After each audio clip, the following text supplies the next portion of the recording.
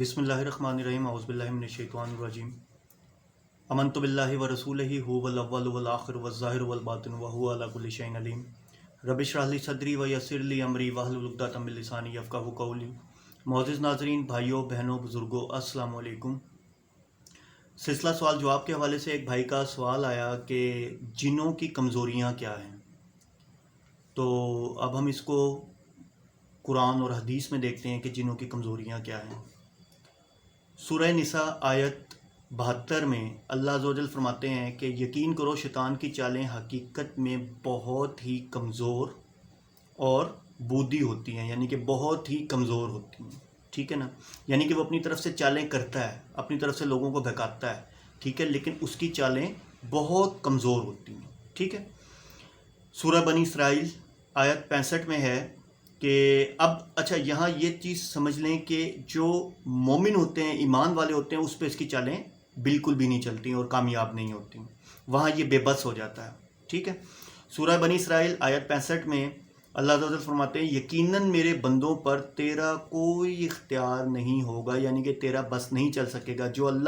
جو اللہ کے نیک بندے ہیں، جو اللہ کی احکامات کی پیروی کرتے ہیں، اللہ کے حکم کے مطابق چلتے ہیں، اللہ کے رسول صلی اللہ علیہ وسلم کی بتائی ہوئی باتوں پر عمل کرتے ہیں اور اللہ کا ذکر کرتے ہیں، ان پر اس کا کوئی بھی اثر نہیں ہوگا، ٹھیک ہے۔ صحیح بخاری کی حدیث ہے، اسی ضمن میں آپ کو بتا رہا ہوں، 3294 نمبر، کہ اللہ کے رسول صلی اللہ علیہ وسلم نے فرمایا کہ عمر جہاں سے گزرتا ہے شیطان اپنا رستہ بدل لیتا ہے۔ تو اس سے کیا بات ثابت ہوئی کہ نیک بندوں پر شیطان کا بس نہیں چلتا۔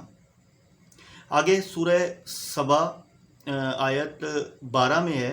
اچھا آپ سورہ سبا کے حوالے سے ہم نے پہلے بھی ہم نے ایک دفعہ ایک ویڈیو میں حضرت سلمان علیہ السلام کے حوالے سے بات کی تھی کہ حضرت سلمان علیہ السلام کو اللہ عز و جل نے طاقت دی تھی جنوں کے اوپر، ٹھیک ہے، جنوں کے اوپر طاقت دی تھی۔ اگر آپ سورہ نمل پڑھیں اس میں بھی یہ واقعہ آتا ہے، ٹھیک ہے۔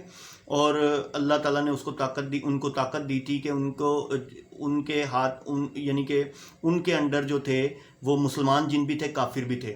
اچھا مسلمان جن تو اطاعت کرتے تھے، جو کافر جن تھے وہ کیا کرتے تھے کہ اگر وہ اطاعت نہیں کرتے تھے تو حضرت سلمان علیہ السلام ان کو آگ کا گولا مارا کرتے تھے، ٹھیک ہے نا۔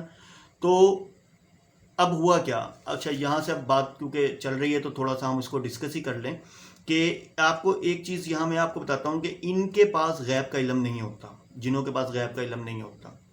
وہ کیسے؟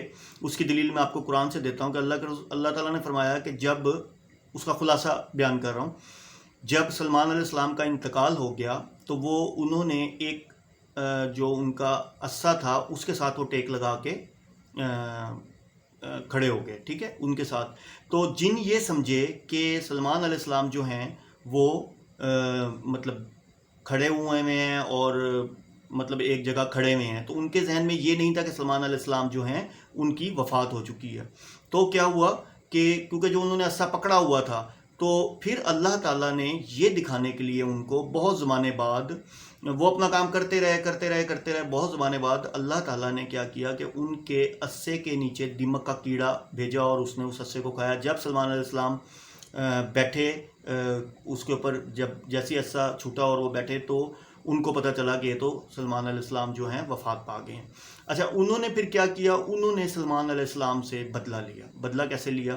ان کا وار چلا، انہوں نے بدلہ یہ لیا، انہوں نے کیا کیا، انہوں نے حضرت سلمان علیہ السلام کا جو تخت تھا، تخت کے نیچے جادوئی کتابیں رکھ دی، ٹھیک ہے، جادوئی کتابیں رکھ دیں اور جا کے لوگوں کو کہا، یہودیوں کو کہا کہ بھئی حضرت سلمان علیہ السلام جو تھے وہ تو جادو کیا کرتے تھے اور جادو کے تھرو ہی وہ ساری باتیں بتایا کرتے تھے۔ تو انہوں نے کہا نہیں ایسا تو نہیں ہے، سلمان علیہ السلام ایسا نہیں کرتے تھے۔ تو انہوں نے کہا آؤ چلو اس کے تخت کے نیچے صندوق پڑا ہے۔ جب صندوق کھولا تو اندر وہ کتابیں تھیں۔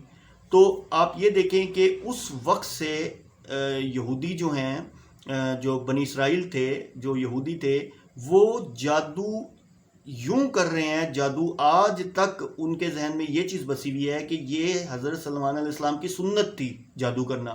تو وہ اس لیے جادو، جیسے جادو کا نام آیا قبالہ جادو، دوسرے جادو، تو یہ یہودی جادو اس لیے کیا کرتے تھے کہ حضرت سلمان علیہ السلام کی سنت ہے، ٹھیک ہے نا۔ تو اس سے ہمیں ایک چیز اس میں ہمیں دو چیزیں پتہ چلیں. ایک تو ہمیں تاریخ مل گئی کہ جو یہودی ہیں انہوں نے جادو کہاں سے سیکھا, جادو کہاں سے وہ پروموٹ کر رہے تھے, وہ اپنی طرف سے حضرت سلمان علیہ السلام کی سنت کو لے کے چل رہے تھے. اور دوسرا ہمیں یہ پتہ چلا کہ جن جو ہیں ان کو غیب کا علم نہیں ہے. اور اس بات کا ہمیں قرآن سے بھی ذکر ملتا ہے. سورہ بقرہ کی آیت 102 کے اندر ہے کہ ان لوگوں نے سلمان کے زمانے کی شیطانوں کی پیروی کی جو سلمان علیہ السلام کے زمانے میں تھے. ٹھیک ہے, انہوں نے سلمان علیہ السلام کی پیروی کی, اور اللہ عز و جل فرماتے ہیں کہ سلمان علیہ السلام نے کفر نہیں کیا, بلکہ انہوں نے خود یہ جادو کا سلسلہ جو ہے یہ شیاطین نے گھڑ لیا. ٹھیک ہے, انہوں نے خود جادو کرنا شروع کیا, جبکہ سلمان علیہ السلام جو تھے وہ کبھی بھی کفر نہیں کرتے تھے. اچھا, اب یہاں ایک بات جو بہت امپورٹنٹ ہے کہ جن کی یہ بھی کمزوری ہے کہ وہ معجزہ نہیں دکھا سکتا. ہم نے پیچھے کمزوریاں پڑھی نا کہ جن جو ہے نمبر 1 ہم نے کمزوری پڑھی کہ جن جو ہے وہ اس کا جو چالیں ہوتی ہیں وہ بڑی کمزور ہوتی ہیں. دوسرا, وہ جو مومن ہوتا ہے اس کو نقصان نہیں پہنچا سکتا, اس پہ اس کا اثر نہیں چلتا. ٹھیک ہے, تیسرا ہم نے حضرت سلمان علیہ السلام کی سورہ سبا کے اندر جو تھا ہم نے اس حساب سے کہ اس کو غیب کا علم نہیں ہے, یہ بھی اس کی کمزوری ہے. اب جو بات آ رہی ہے کہ جن معجزہ نہیں دکھا سکتا. ٹھیک ہے, جن معجزہ نہیں دکھا سکتا, جیسے ہم اس کی مثال لے لیتے ہیں حضرت سلمان علیہ السلام جو تھے. ٹھیک ہے, حضرت سلمان علیہ السلام تھے, اللہ تعالیٰ نے ان کو طاقت دی ان کے اوپر. جب ملکہ سبا کا تخت چرانا تھا تب بھی انہوں نے جن کو حکم دیا جاؤ اٹھا لاؤ. ٹھیک ہے, اب جن جو ہے وہ خود سے کوئی معجزہ نہیں دکھا سکتا, اس کے پاس اس کی اتھارٹی نہیں ہے.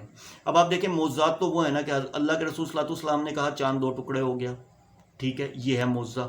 ٹھیک ہے, حضرت موسیٰ علیہ السلام کا.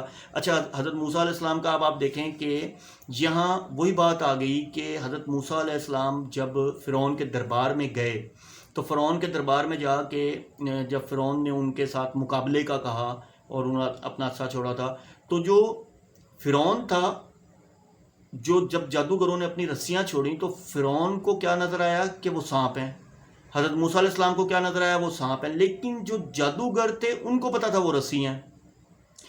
اب فرعون کو دونوں طرف سے صاف نظر آیا. کیسے کہ جب حضرت موسیٰ علیہ السلام نے اپنا عصا پھینکا تو وہ اژدہا بن گیا, وہ ان رسیوں کو کھا گیا.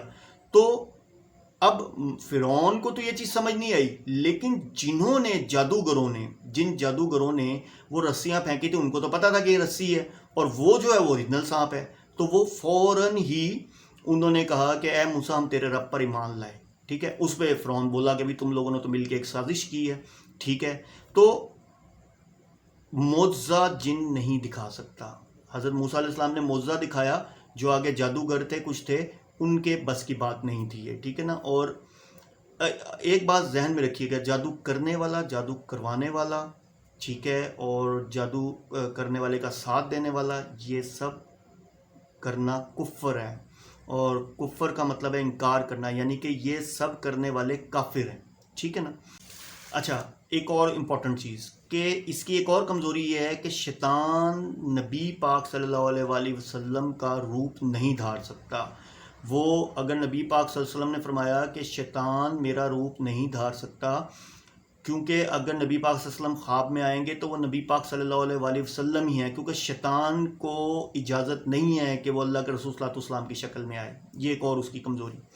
اچھا, پھر شیطان کی یہ جو جن ہیں, جن شیاطین ہیں, ان کی ایک حد ہے, یہ اس حدود کو پار نہیں کر سکتے. اس حدود کو پار نہیں کر سکتے. یعنی کہ اگر یہ پہلے آسمان سے, آپ نے اکثر دیکھا ہوگا کہ آسمان سے ایک گولا نکلتا ہے, سورہ ملک کے اندر ہے کہ جب یہ آسمان دنیا کے اوپر کان لگا کے سننے کی کوشش کرتے ہیں تو فرشتے ان کو ایک آگ کا گولا مارتے ہیں, اور یہ جیسے یہ ایک دوسرے کے اوپر کھڑے ہو کے وہاں سے سننے کی کوشش کرتے ہیں تو یہ سارے کے سارے زمین پہ گر جاتے ہیں. تو آپ کو واضح سمجھ آ گیا ہوگا کہ اللہ عز و جل نے انسان کو اشرف المخلوقات بنایا ہے, اور یہ جنات جتنے بھی ہیں ان میں بہت ساری کمزوریاں ہیں جو کہ یہ جن پہ یہ کمانڈ حاصل نہیں کر سکتے. تو معزز ناظرین, آج ہم نے ایک بھائی کا سوال جو آیا تھا کہ جنوں کی کمزوریاں کیا ہیں, ہم نے اس کو قرآن اور حدیث سے پڑھا. انشاءاللہ عز و جل اپنی اگلی ویڈیو میں ہم اس سے آگے پڑھیں گے. وآخر دعوانا ان الحمدللہ رب العالمین.